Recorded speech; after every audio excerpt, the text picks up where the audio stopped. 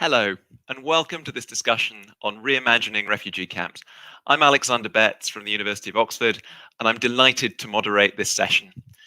During the next hour, we're going to focus on lessons learned from the IKEA Foundation and UNHCR's joint work in the Dollo Ado refugee camps in Ethiopia.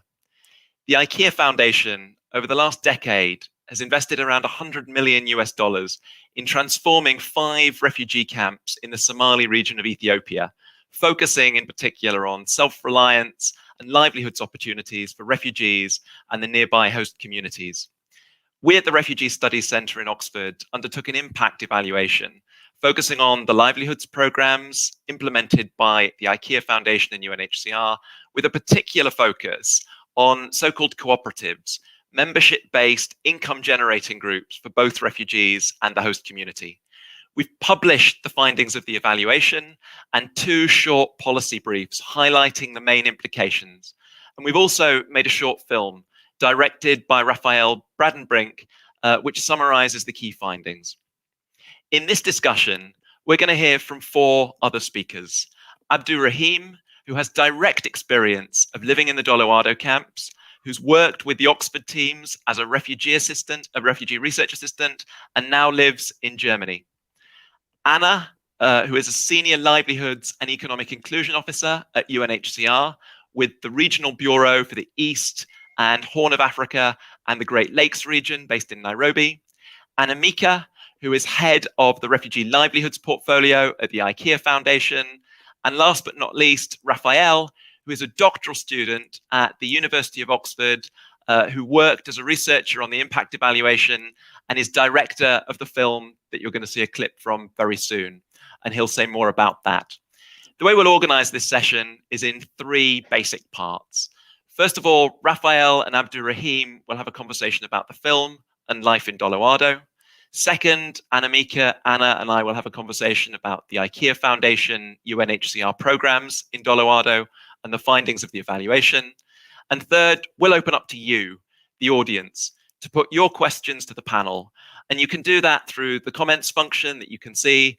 And we'll do our best to get to as many of your questions and comments as we can. And those that we don't get through, we'll try our best to answer on the website after the event. So think about your questions as we're going through. We want to engage with them. So I'll begin the session by handing over to Raphael, who can say something about the film that summarizes a little bit of our work. Thank you very much, Alex. Hi, everyone. I'm Raphael. I'm a doctoral researcher at the University of Oxford. I've worked on the Dollo Ado evaluation, and I'm also a filmmaker. And at its core, our work is driven by the objective to change the way people see refugees, and in this case, refugee camps. And the images of refugee camps most of us have in mind are images of humanitarian crises. So in order to reimagine refugee camps, we also need different images. And we realize that it's one thing to describe refugee livelihoods in a report, but another thing to actually show them. So we decided to create a short film based on our evaluation.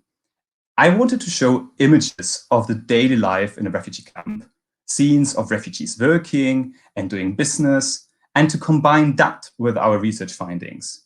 And working on the impact evaluation over the course of several months gave me a unique opportunity to document refugee livelihoods over a very long time.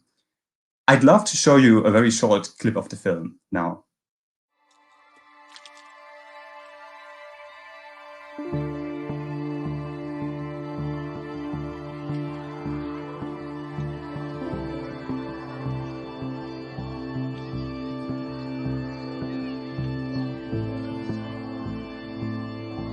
In order to reimagine refugee camps, we have to learn about what alternatives can work. And there are very few examples in the world that try to rethink refugee camps. Dollo Ado is one of those examples. The traditional model of refugee camps just doesn't work. It's designed for the emergency phase to deliver food, clothing, shelter, and other basic needs. And that's really important. But the problem is that refugees get stuck in refugee camps for 5 years, 10 years, 20 years. People are born into camps, they become adults in camps, and they end up in limbo. And many camps around the world don't allow refugees to work, don't give them freedom of movement. And so they end up trapped.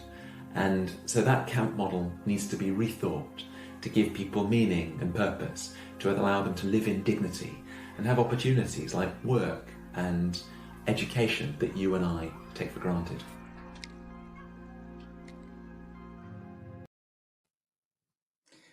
I'm very grateful to have Abdurahim here with us today. And Abdurahim worked with us as a research assistant in the Dollo Ado refugee camps, and he became my main collaborator while filming there. He basically showed me how life in Dollo Ado looks like. Abdurahim, can you tell me how you came to Dollo Ado and how long you lived there? Yeah, I was the one who fled from Somalia and being in the Ethiopia refugee for 10 years, and today living in Germany. For those 10 years, I have done a different experience or working with different international organizations which was served for the refugees. And now I'm very, very also happy to see that photos or pictures or video that I saw from here, because I know that the area that I now saw. So yes, for those 10 years I was living, I worked with different organizations. Finally, I worked with Oxford University as teacher, as assistants. So for those 2 years, I have been worked with the Oxford for the four camps. So yes, for the last 10 years, what I have passed is that. You said you lived in the camps for about 10 years. Could you describe us what life looks like or looked like in the Dollo Ado camps when you arrived there? Yeah, the beginning time that I arrived in Dollo was very difficult, the life. For example, the shelters was very, very bad because it was iron covered by plastic as roof, and the house itself or the shelter itself was very hot inside or extremely hot inside that. So the other problem was having the refugee. All the refugee was not having enough nutrition or enough food like meat, milk, vegetable, something like that. At the same time, the problem that the refugee was having, there is not enough medication service. Children were dying because of that. If the children got some malnourished or dehydration or something like that, there was not enough serving for the refugee at that time. But finally, from 2012 up to 13, the all IBs that I mentioned, like MSF, the beginning was MSF, Save the Children, IMC, the supporting by UNHCR was feeding all the refugee and reducing all those problems which was going on inside the refugee. The same time, the refugee was not having any educational level in the refugee. Even in the local people, they were not having any schools. But the good things that the refugee has got was, from 2015 up to now, the IKEA Foundation was built schools from primary up to the secondary in the school, in the refugees, which was graduated almost 1,000 or something like that today. Some of them also got the opportunity of university. I know that almost today is 400 students. Some of them are graduated, some of them are not graduated, but it's still going on. So from 2015 up to today is the educational level that education was founded by IKEA Foundation and handling also currently ARA primary schools. The other things that has done also in the refugee or changed the life to today, the all refugee has got a good opportunity like the cooperatives, livestock and agricultural or farming. Those cooperatives that has been got the refugee, if I classify that, all cooperatives has been produced good things or good crops from the farmers, and they give again for the refugee as benefits, because the refugee trying to benefit indirectly or directly from that cooperative. If I deeply explain that the cooperative, the cooperatives that the crops that cooperative has been produced was maize, same, watermelon, different tomatoes, vegetables. All those things has been produced by the cooperative of agriculture. If I go back to the livestock area, livestock also the cooperatives, they already create traded. That traded has been extended in the refugee. Before the cooperatives, there was not enough market in the refugee, even in the host community. But while this cooperative of livestock has been created, the market was extended on a huge for the 5 camps and in the host community. And that cooperative of livestock, they started that to change everything from the host community to the refugee. So now it is very well known that cooperative also inside the Ethiopia, everywhere has already received that information in Ethiopia, and people are starting to relationship or to integrate with that cooperative. So for those years that I have been living in the refugee, what has been done in the refugee or solved is that situation. Thank you very much. Thank you, Abdurahim, for this very fascinating insight and for highlighting how cooperatives helped to deepen the business relationships across the refugee camps between the refugees and the host communities and within the wider region. Thank you very much. That was very fascinating. I'd like to hand it back to Alexander Betts now. Thank you very much. Thank you so much, Abdurahim and Raphael, for that insight into what it's actually like living in the refugee camps in Dollo Ado. Now let's bring in Annemieke and Anna to the conversation to explore what the IKEA Foundation and UNHCR have learned from the work in Dollo Ado. Perhaps, Annemieke, we could start with you. Could you tell us a bit about the IKEA Foundation's work in Dollo Ado in general, what you've tried to achieve, and what your reflections are on the progress? Absolutely. And thank you very much, Alex and other colleagues. Yeah, so the work that the foundation has supported in Dollo Ado, it's one of our longest standing partnerships with the foundation partner. It's one of our longest running investments from our side. The program is now in its 9th year. And it really has evolved over time to go from this emergency support, funding for shelter and food, education for the kids, as you also heard from Abdurahim, all still very much responding to also what was at the time still a fairly recent influx of people into the region. To now really being at the place where, we're investing in livelihoods activities through this cooperative model, which is very much in line with the foundation's latest strategy that on the one hand focuses on protecting the planet, and on the other very much helping people afford a better everyday life. And we absolutely believe you can do both those things at the same time. You can actually invest in sustainable livelihoods within the planetary boundaries. And very much so. So at the moment, the Dollo Ado program is one of the what we call anchor programs that we run under our refugee livelihoods portfolio.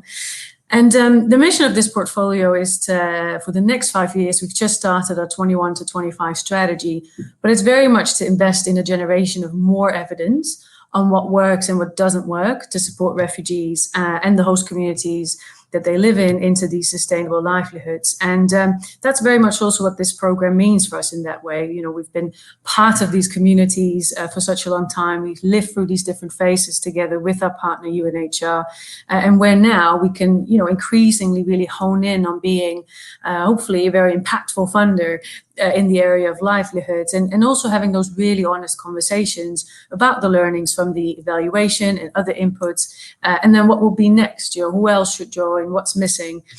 So this is a partnership where we've been together for several years through thick and thin, for better or for worse, and where we've equally been learning about the best way of working together.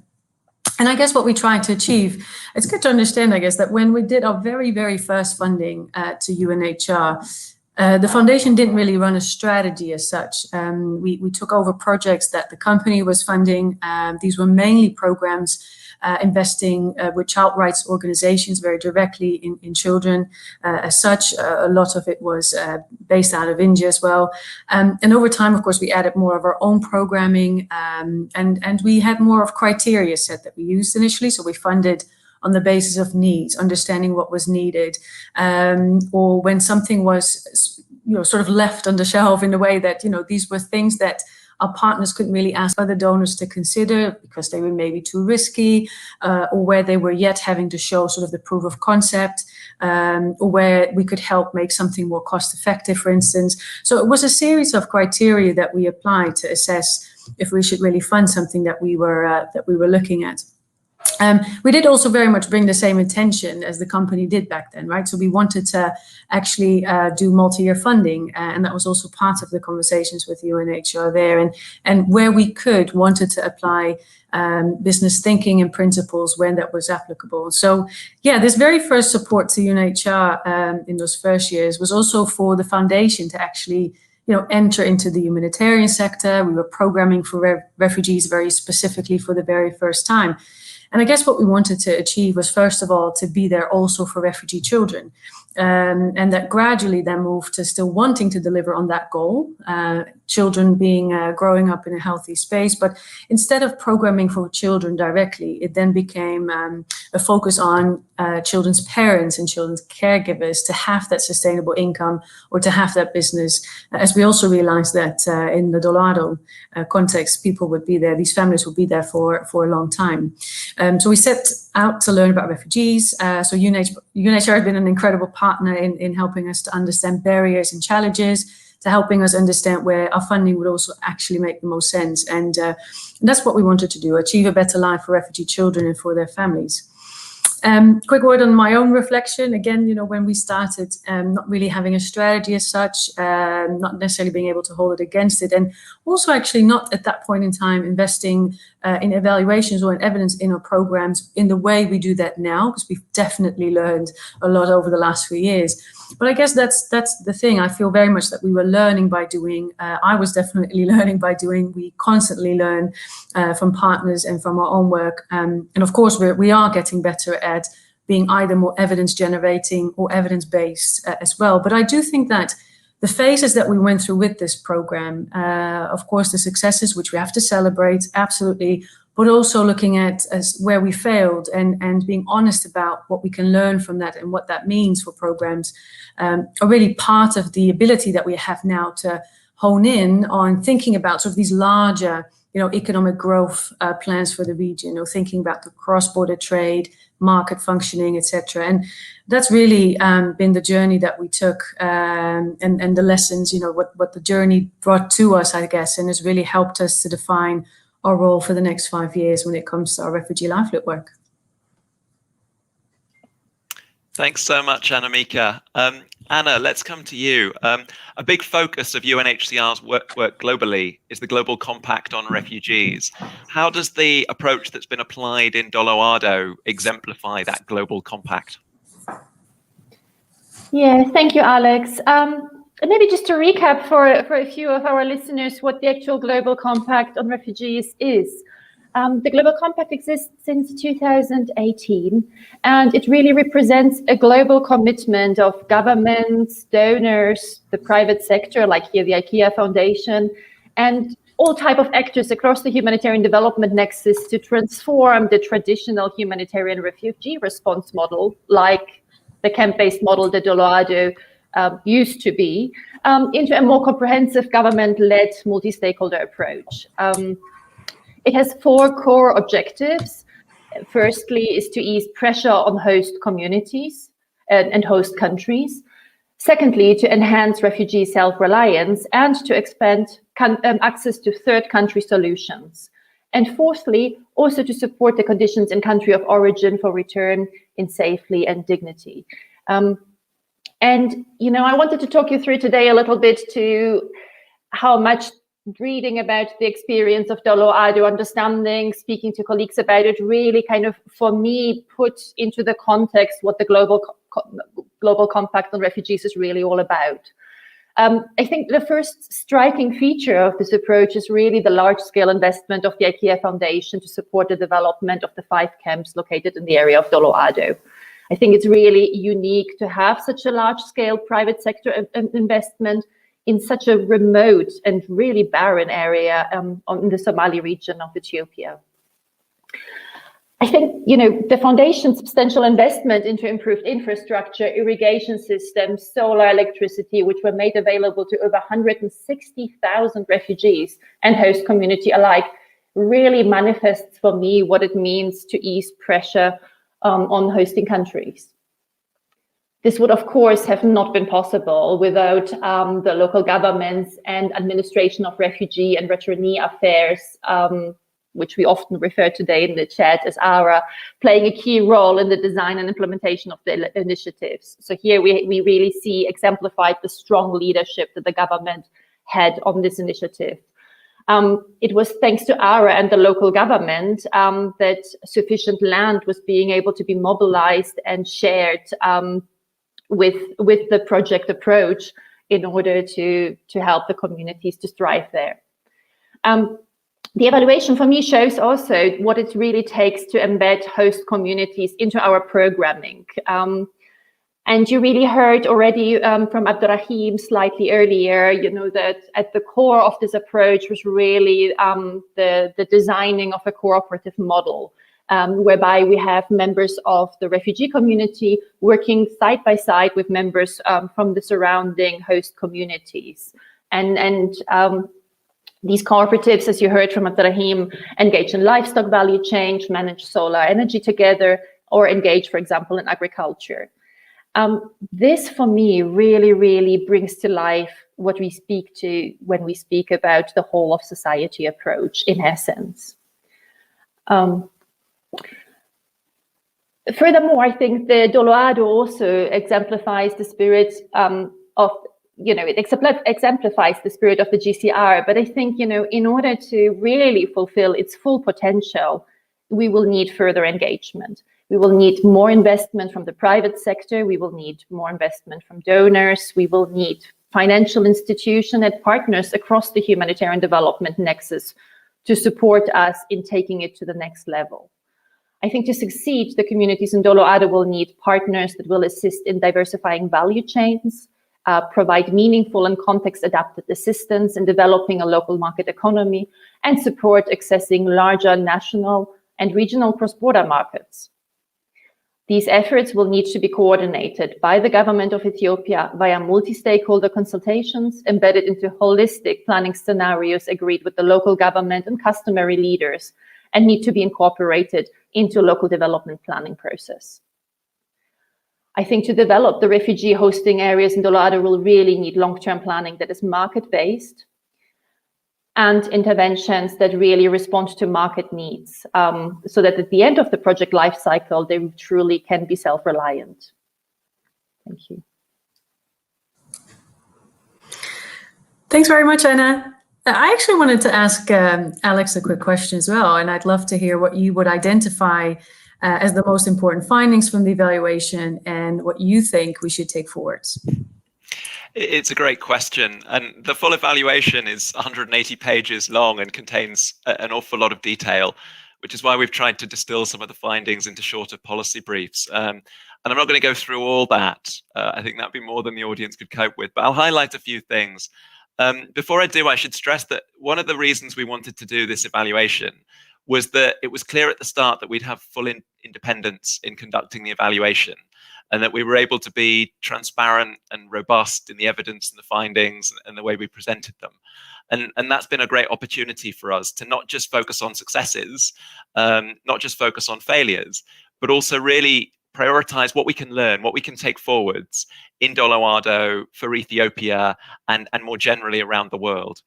And I think what stands out is that one of the really key innovations that's come out of this exciting collaboration between the Foundation and UNHCR is the cooperatives model. This idea of income generating groups that integrate both refugees and the host community in areas like agriculture, livestock, energy and the environment, and microfinance, that combine opportunities for training access to initial subsidy, but tried to create real sustainable income generating activities. And I think that's a fascinating innovation that can potentially be taken forwards to other contexts, scaled and tried elsewhere. Overall, I think we find that actually there's quite a positive picture from the livelihoods interventions. Those who have participated in the programs have generally reported higher income levels than before the programs. There's been a lot of evidence to suggest that the programs have improved relations between the refugee community and the host communities through working together, feeling a greater sense of social cohesion and integration. The big caveat, of course, is that not all of the programs have worked equally well. Some have been more successful than others. So, for instance, we find at one end of the spectrum, the livestock programs have been a great success. At the other end of the spectrum, the so-called prosopis firewood projects, an attempt to provide an alternative to very dangerous, generally female firewood collection through using and transforming a generally considered waste product, prosopis firewood, to create briquettes as an alternative cooking fuel. That scheme hasn't worked. It hasn't led to sustainable market opportunities. But I think the takeaway should never be from an evaluation like this, go and do livestock everywhere, or don't do prosopis firewood projects everywhere. I think that would be to misinterpret the nuance behind the findings. And I'd highlight from looking at the programs 3 areas that I think are really important takeaways for other contexts, judging the kind of livelihoods interventions that do and don't work. The first is a focus on value chains and market linkages. What's defined success or relatively less successful programs has been whether they've been tied to market opportunities, where there's been a real demand for the products that are produced through the initiatives, and whether there's been a supply of, for instance, available workers willing and enthusiastic about working on these projects. Where there have been market linkages, not just to the refugee camps, but beyond, locally, regionally, even cross-border, projects have tended to work. Where the market linkages have been absent and the value chains haven't been there, it's been much more of a struggle. So the livestock programs worked because they covered the whole value chain. They looked at retail, they looked at wholesale, they looked at complementary service provision in areas like slaughterhouses and community animal health workers. And they created a sense that there was a market chain that people could be involved in at different stages of the value chain. For the prosopis firewood projects, that wasn't the case. There was perhaps a lack of thinking, even though the project was designed very much with a protection agenda in mind, very much with an environmental agenda in mind. The market linkages weren't particularly strong. The second area I think I'd highlight is infrastructure. A really fascinating part of the Foundation's work with UNHCR and ARA has been creating new infrastructure. The agricultural programs are based on an incredibly large scale 29-kilometer set of irrigation canals. And that's just one part of the infrastructure that's been created. Other infrastructure includes schools, clinics, really big structures on the ground from which you create markets, for instance. And you can see in the image the irrigation canals and the scale of them. And I think that's something we often forget in refugee contexts. Infrastructure really matters for developing sustainable economic opportunity. And the third thing I'd just highlight now is the socio-cultural context matters. The way we design economic and livelihood opportunities has to fit the context.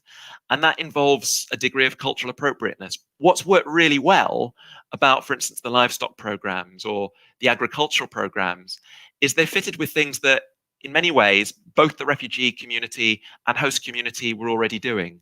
There was significant demand already in the community for meat, for camel milk. There was significant activity around livestock. So this was really just enabling people to do many of the things they had the skills and talents to already be able to do, and building on that. So I think those are some of the findings I'd highlight.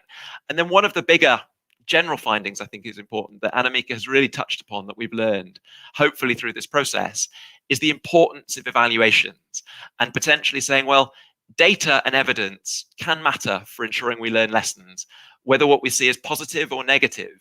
It's all part of that learning process of seeing through a pilot what can work and under what conditions it works. The real thing I want to stress is it's not that the things we see that have worked will work everywhere. We've got to understand the conditions under which they've been effective, and we've really tried to stress that in the evaluation. So thank you very much for the question, Annemieke. I think now we've actually got quite a lot of questions starting to emerge in the chat box coming from the audience. And Annemieke, if I could put one back to you, there's a question for you, which is really about the next steps. And the question is, what is the IKEA Foundation planning to do next? And how will the evaluation inform your work going forwards? Yeah, great.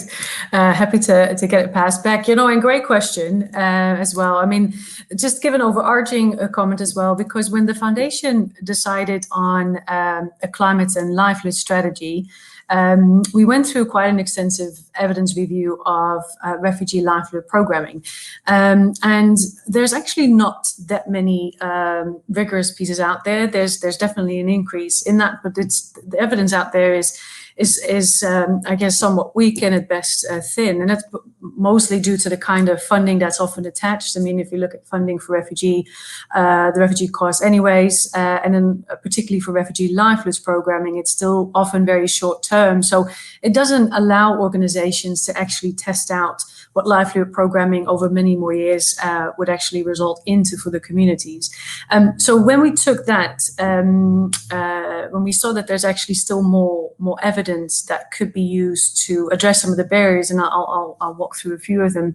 That's the role we then wanted to take on, at least for the next 5 years, right? So, really seeing us playing a role to use our funding to actually help deliver on more evidence on refugee livelihoods.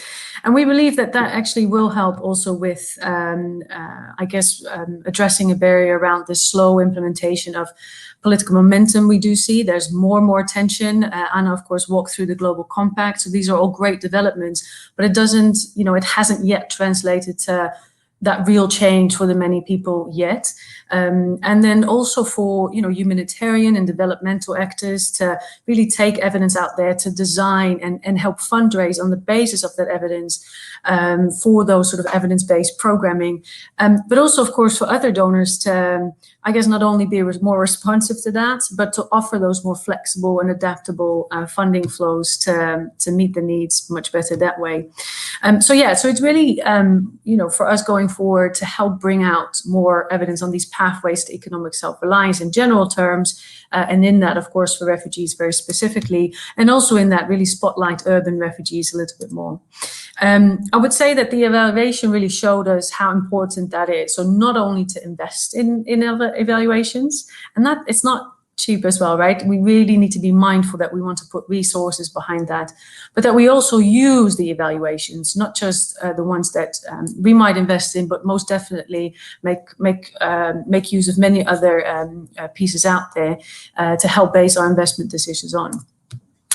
So that's really what we think would help move the needle on what others need to also make those better investment choices. And in this case, very much coming from the perspective that it does pay off to invest in refugees, most definitely. So the evaluation is a great asset we have available. We know there's a thirst out there, not only from our own side, but also for others to try and sink their teeth more into, for instance, the cooperative model specifically being applied in refugee settings. So what will be particularly important in any next redesign or next phase of this program, but for our programming throughout is three things. There is making sure we incorporate the findings as best as we can. So having these honest conversations about what's missing, what do we need to change, who do we need to bring to the table. Any next stage to have that embedded research and an evaluation strategy linked into also then advocacy and influencing goals, because what do we do with the evidence then? And I would also say, again, coming with our overarching climate head on again, making sure that our investments are at minimum climate neutral, but ideally increasingly moving to these climate positive activities and intervention as well, so we don't pressure the planet more than we are already.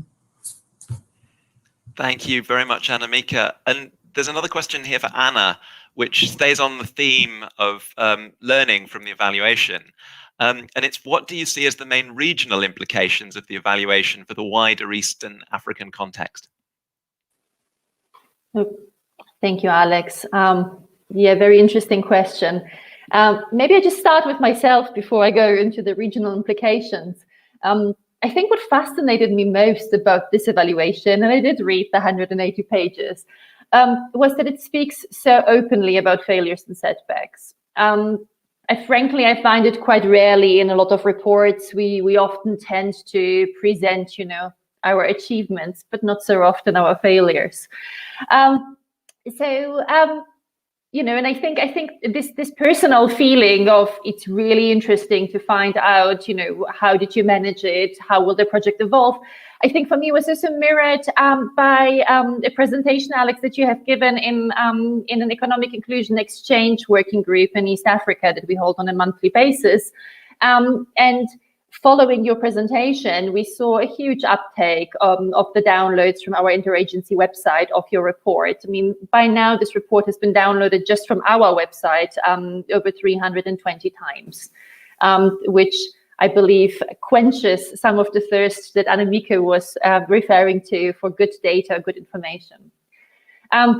I think particularly interesting for me in this evaluation was also to see the challenges that women were facing who work in the Prosopis cooperative. We do have a lot of conversations with partners in the region about Prosopis value chains. So really seeing what the challenges were that Dollo Ado had in this regards and that the communities had in this regards was really good for us to kind of restructure, rethink together with partners on how we should approach such value chains better in order to make them economically viable. But I think, for me, also fascinating, apart from the work on the cooperatives, was really the broader lessons that you were sharing. And I know we're going to have the opportunity to look at the lessons on the website in more detail. They've been presented very easily. But I think, just the work on, the importance of working with the national counterparts, the need for better programming, the improved coordination amongst actors, the sociocultural understanding, the value chain, all this richness that is there in terms of recommendations is super important for us when we try to really implement the Global Compact on Refugee model in the region. So I do think, we need to further encourage our colleagues and partners and donors and everybody else who works on exciting projects such as Kakuma Kalobe in Kenya, or the colleagues who are working, in the government-led local economic development strategies in Moyo and Obongi in Uganda, for instance, or the Masizi agricultural project in Rwanda, that again is a project with a lot of stakeholders together, to really kind of look very closely at your findings and try to learn from it, but also try to enrich, I think, the Dollo Ado learning experience. In addition, I think for me, what this evaluation really highlighted was this importance of good data.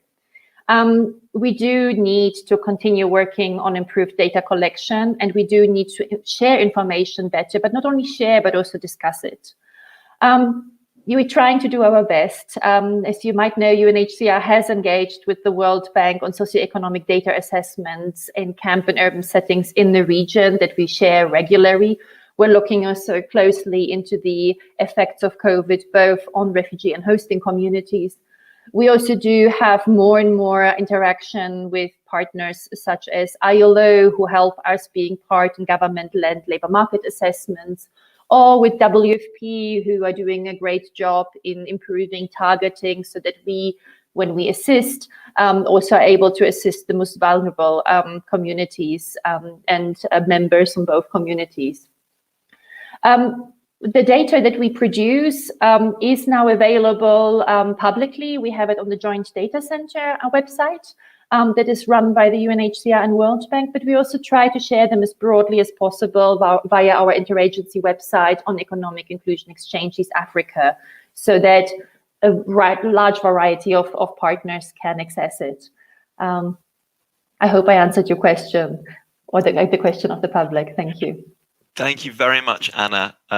It's really exciting to hear the engagement with the evaluation and that it's played a constructive role in dialogue and forward thinking across the region. There's a question that picks up on a theme that both Annemieke and you, Anna, have touched upon, which seems to be about how you build the wider regional economy. And it's one of the findings in the report is that to create long-term self-reliance for refugees and host communities, you need to build entire economies in border regions. How can this be done? And I think maybe I'll touch upon this question briefly, given that we've heard a little bit from Anna and Annemieke on this.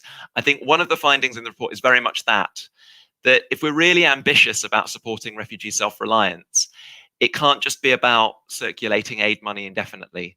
At some point, the entire regional economy has to grow, and it has to create opportunities for refugees and host communities. And it has to be about creating infrastructure like roads, access to water, access to electricity, access to connectivity.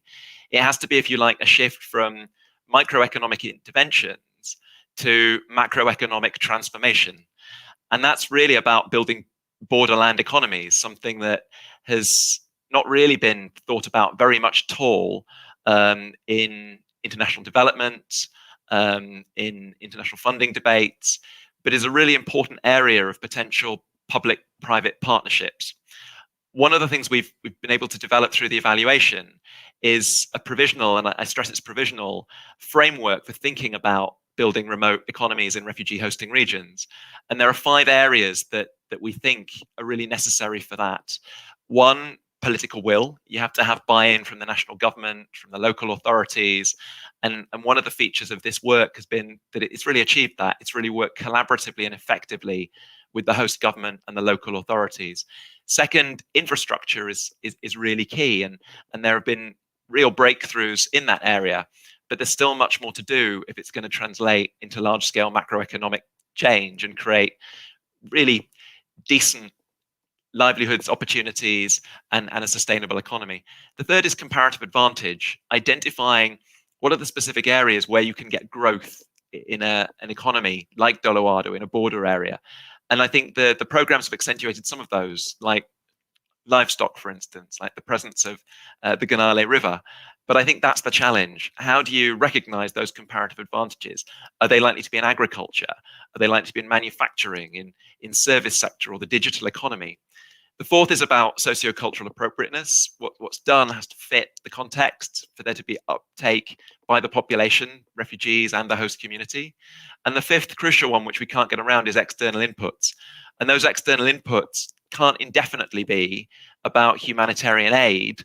They have to come from development inputs, both in the public sector, but also from the private sector. So that framework is a call in a way to say, when we think about refugee economies, it can't just be about the microeconomic, it also has to be about the macroeconomic and building opportunities across the region. So I've taken Chair's prerogative and answered the question that was directly relating to the evaluation report. There's another question I'd like to come to, if I may, which is for Abdurahim. And it says, knowing personally the realities of the camp, would you share with us how you imagine a refugee camp should be? So what do you think, Abdurahim, a refugee camp should look like? And there's a second part to the question, which is being provocative. Are refugee camps better than the difficulties people experience in urban areas, in cities? So it'd be fantastic to get any thoughts you have on that. Yeah, thank you very much.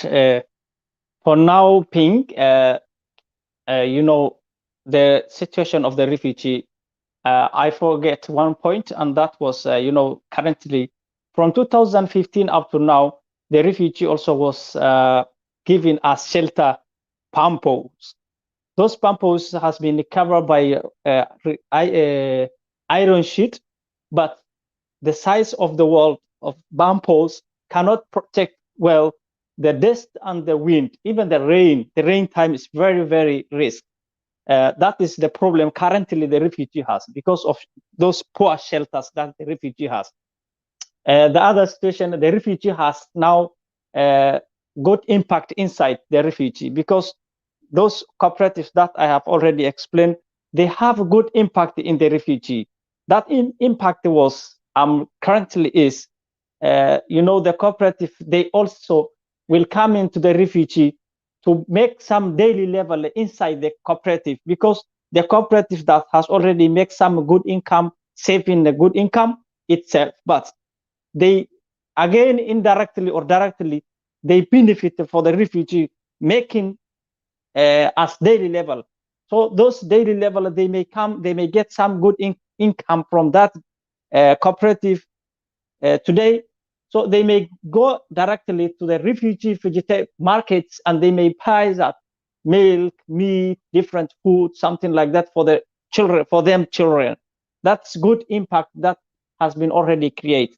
In my understanding, today the look like of the refugee, it needs only to improve the life of the refugee and to economize that the side weeks. The good side has already gone, but the side weeks, it's very important to focus that which side is weak, which side is improved. So maybe in my experience, I don't have enough experience to explain that, but what I know today is it must good to check the side weeks, like the other refugee or the rest refugee, maybe they may not have enough experience, which can make they develop their life. So it's good, very important to train for those refugees, to teach them how they improve their lives. So maybe in my understanding, your question or in my experience is that. Thank you very much. Thank you, Abdurahim. There's another question which I think is probably best for Annemieke to answer. And it's how can we involve IKEA customers, both directly and indirectly, in the value chain in making the necessary changes that emerge from this? So that comes from Mohammed, and it's probably best addressed to you, Annemieke. Yeah, sure. No, and great question. And I would first say that IKEA coworkers and because and customers are one of the main channels or main people that we speak to, of course. Absolutely. So great question. I think there's a lot already that from a company perspective, IKEA does, right? There's a lot of attention to people and planet. I mean, there's a very large sustainability strategy that they drive, and of course we as a philanthropy, separate from the business but very much built on the same principles, are of course trying to implement the values in our own way very much. So there's a lot of back and forth learning, and I would say that IKEA's efforts around inclusion and engaging the customers and engaging on very important topic that relate to the country or the communities is always really well done. I would say, I think communicating in that narrative is a very important aspect in that. If you're talking about customers, I think if you are, whether you're in the retail side, in the stores, or whether you are in the supply chain or in the range of supply, it's good to, I think, first of all, talk about how you're engaging with the community, that you understand what your own colleagues and your I guess your outreach, for lack of a better word, means when you are talking about equality and inclusion and looking at people in the same way. So I think there's a way to involve customers by the narrative side and the communication side. And I think the other thing is to also listen to customers, right? I think it's very open channels of communication that IKEA also offers to customers. There's a lot of feedback opportunity. There's a lot of ways to engage. And I think they do that really well. If you look at how the company engaged with children, for instance, and going through also these competitions, and there's a lot of attention to listening to the products. I mean, that's what companies tend to be quite good at. And I think on the refugee issue as well, on refugee inclusion, whether it's about the company from their side opening up labor opportunities, which they do through the Skills from Employment program in the Inca, in some of the Inca countries, whether it's through how the supply chains are being inclusive of the community in which they operate, whether it's through communicating how we as a foundation are using our philanthropic funding to do that for communities that are in our countries of focus, is a way to really get customers aware of issues, of barriers, of challenges, and engage them also in maybe some local community activities, because it's a very decentralized structure. So stores and different IKEA entities can actually engage in their charitable initiatives in their own communities, because they are such they're such an important actor in those communities, that's another way to really have that connection with the customers too, and try to keep building that positive narrative around refugees, but inclusion in general, I guess. I hope that answers the question. Thank you. Thanks, Annemieke. One of the remarkable things about the questions we're seeing is they're reflecting on a whole range of countries and contexts around the world. I think they're obviously coming from a very global audience.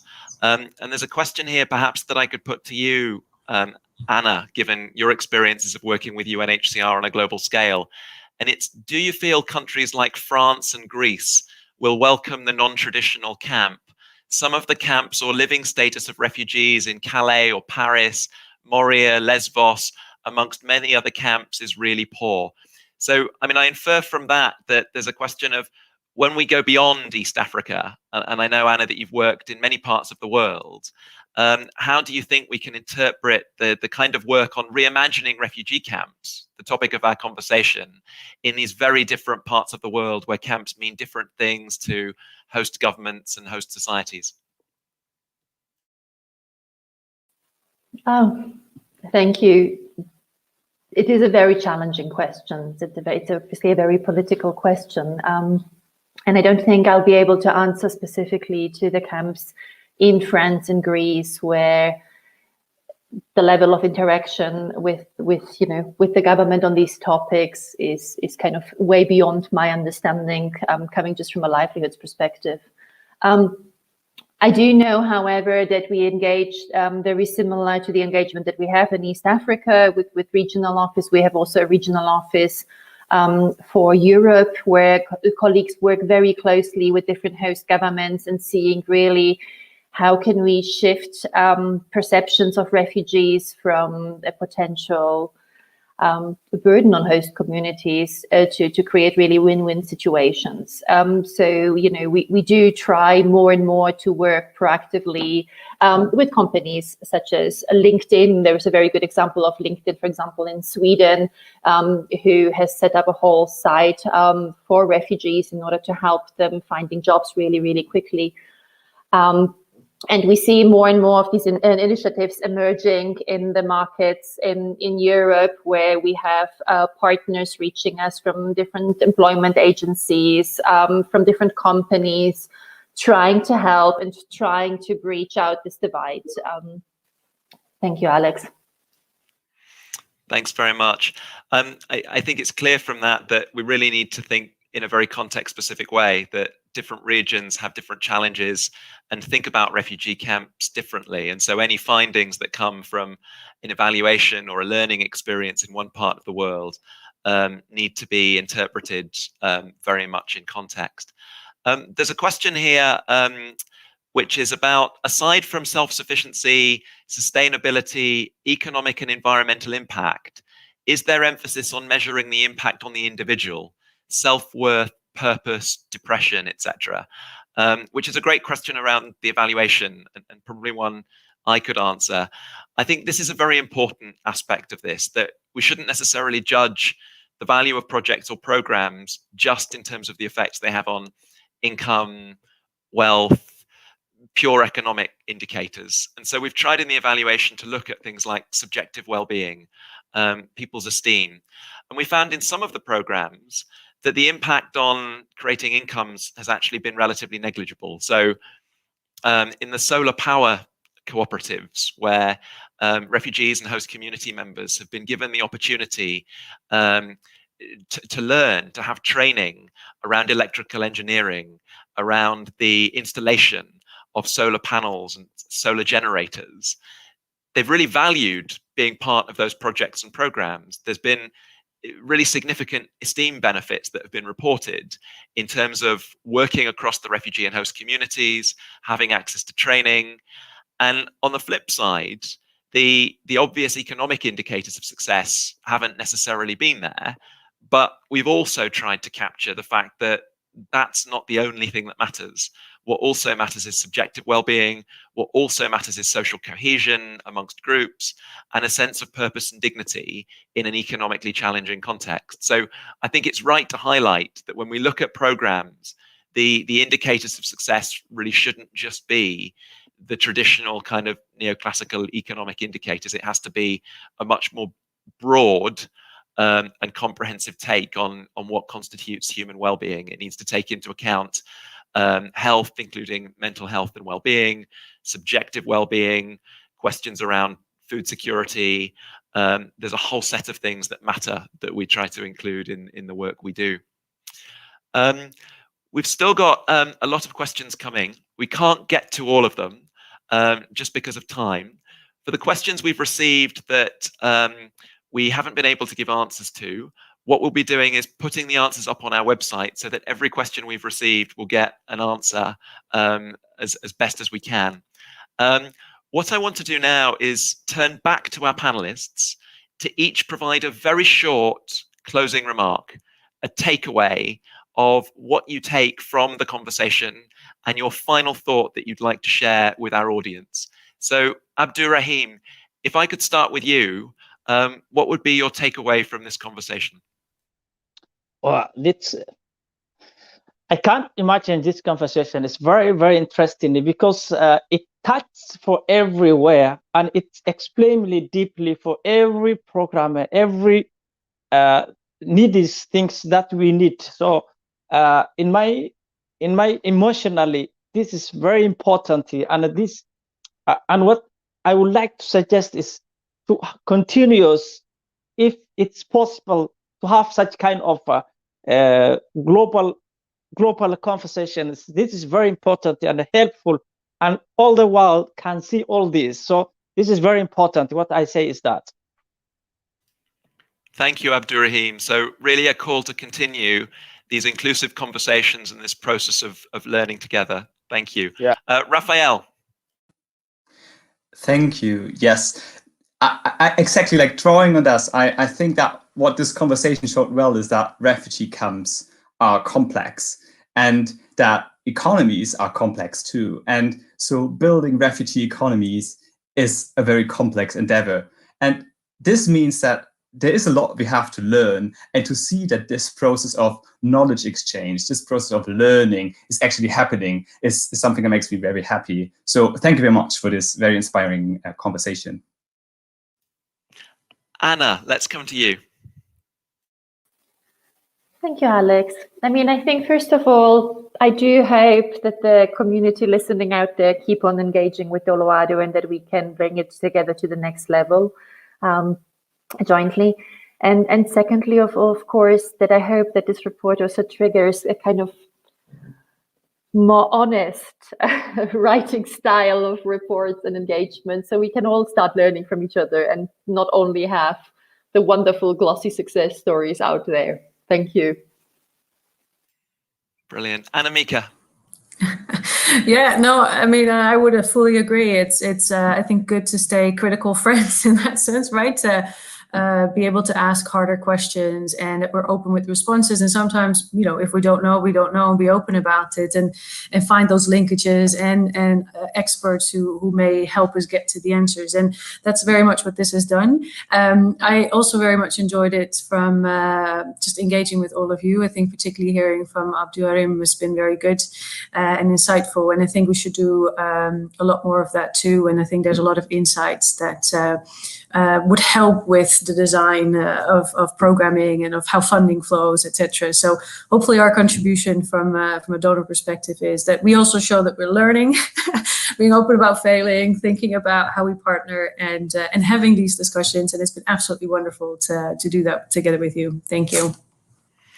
And I think from my perspective, this opportunity to have a really honest, evidence-based conversation based on research has been terrific. To be able to be academic researchers and enter a collaboration where we can look at the evidence, talk very frankly and openly about what's worked, what hasn't worked, what we need to change and improve going forwards, and have that spirit of engaged consultative collaboration with both the foundation and with UNHCR has been a terrific experience that has, I think, really signaled the value of trying to work together on learning as best as we can.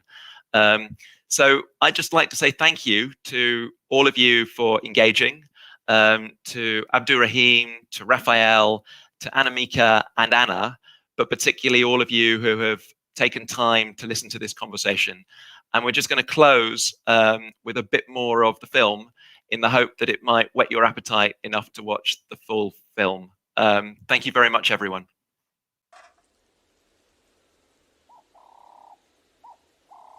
The IKEA Foundation's work in Dollo Ado is unprecedented in its attempt to apply private sector investment to engage in the market-based development of a refugee hosting region. Its livelihoods programs have measurably led to increasing incomes and living standards for thousands of refugees and host community members across the Dollo Ado area. Of course, there is still a long way to go. We know from our work that income levels on average are still very low. We also know that very few refugees and host community members actually have an independent income generating activity. And of course, some of the IKEA Foundation's programs have not led to the intended outcomes, but there's a real chance to learn. And what these programs have demonstrated are a number of things.